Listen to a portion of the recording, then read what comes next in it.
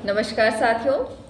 आज हम बात कर रहे हैं गीता के तीसरे अध्याय की, जहाँ पर आप इसके उपदेशों के बारे में जानने वाले और बहुत ही अच्छे से आप समझने वाले हैं कि गीता हमारे जीवन में क्यों एक बहुमूल्य रूप प्रदान करती है।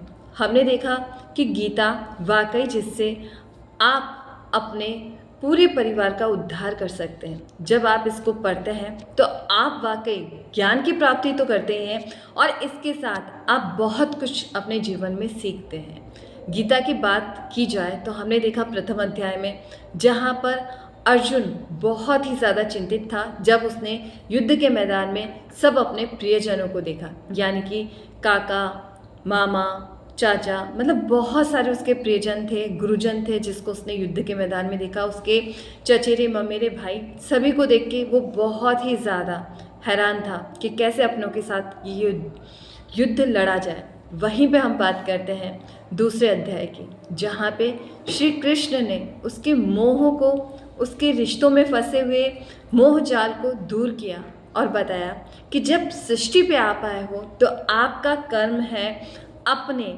धर्म को समझना और अपने कर्मों के प्रति सजग रहना। पृथ्वी पर आपका जो उद्धार है वो केवल मात्र इसलिए हुआ है कि आप अपने कर्म करें, ना कि भविष्य की या फिर भूतकाल की चिंता करें कि इस कर्म का क्या फल मिलने वाला है या इसका परिणाम क्या होगा। बिना कुछ सोचे आपको केवल अपने कर्मों के ऊपर ध्यान देना है। आपको वो कर्म करने हैं जिस हित के लिए सही हो, जो लोगों के हित में हो, जिससे लोगों का परोपकार हो। वहीं पे समझाते हुए श्री कृष्ण ने तीसरे अध्याय में कर्म योग की तरफ ध्यान दिया और वहीं पे ज्ञान योग के बारे में भी बताया। अब बात करते हैं तीसरे अध्याय की, तो वहाँ पे कर्म योग के दौरान श्री कृष्ण ने अपने मुख से बताया कि हे वत्स, अगर तुम चाहते हो कि पृथ्वी पर तुम सदैव सुख की प्राप्ति करो और अच्छे अपने जो धर्म है उनके प्रति सजग रहो, तो तुम्हें निरंतर कर्म करते रहना चाहिए। और इन कर्मों के प्रति आपको सजग रहना बहुत ज़रूरी है, क्योंकि कई बार कई तरह की विपत्ति होती है या आपका जो मन होता है वो कई तरह के रिश्ते नातों में फंस जाता है और वहाँ पे फंस के आप वाकई अपनी सभी चीज़ों को भूल जाते हैं और अपना जो मार्ग होता है उससे आप भटक जाते हैं और वहीं पे आप मोह जाल में फंस जाते हैं।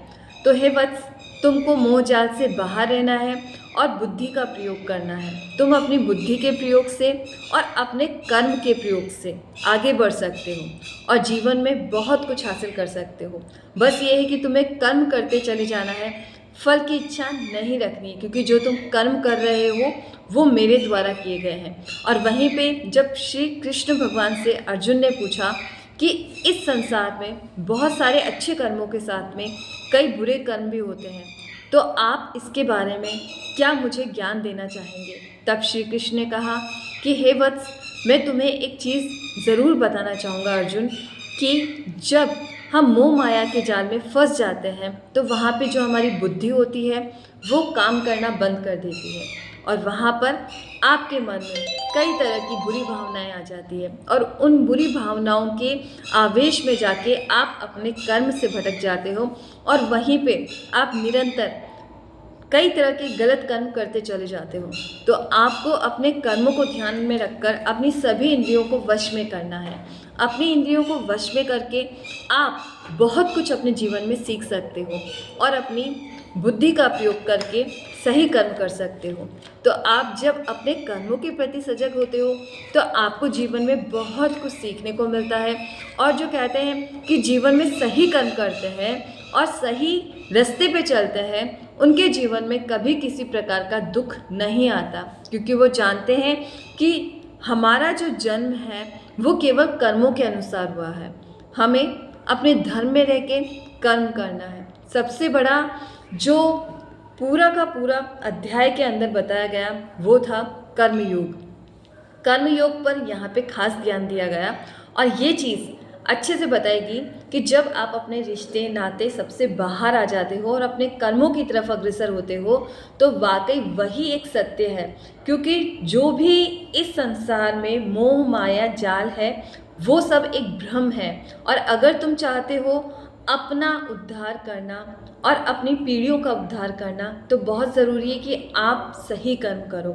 और वहाँ पे श्री कृष्ण ने उनके मार्ग को सही तरीके से चलने के लिए उनको वहाँ पे बताया। जिस तरह से श्री कृष्ण ने अर्जुन को बताया, उसी तरह से भगवान गीता के माध्यम से हम सभी से एक ही चीज़ कहते हैं कि हमें अपने कर्मों पे ध्यान करना चाहिए।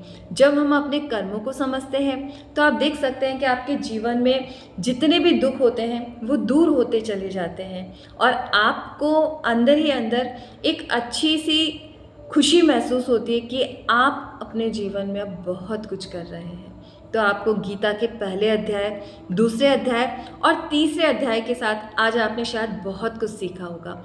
और मैं यहाँ पे ईश्वर से प्रार्थना करती हूँ कि आप सभी गीता के पहले, दूसरे और तीसरे अध्याय के साथ अपने जीवन को सही कर्मों के साथ में लगाएं, जिससे कि आपका जीवन भी सफल हो। और इसी के साथ चौथे अध्याय में हम आगे बात करेंगे, जहाँ पे श्री कृष्ण ने बहुत ही सुंदर वाणी के साथ में हमें बताया है कि किस तरह से हम एक अच्छा जीवन और अच्छे कर्मों के साथ, योग के साथ, ज्ञान योग के साथ आगे बढ़ सकते हैं। नमस्कार, मिलते हैं गीता के चौथे अध्याय में।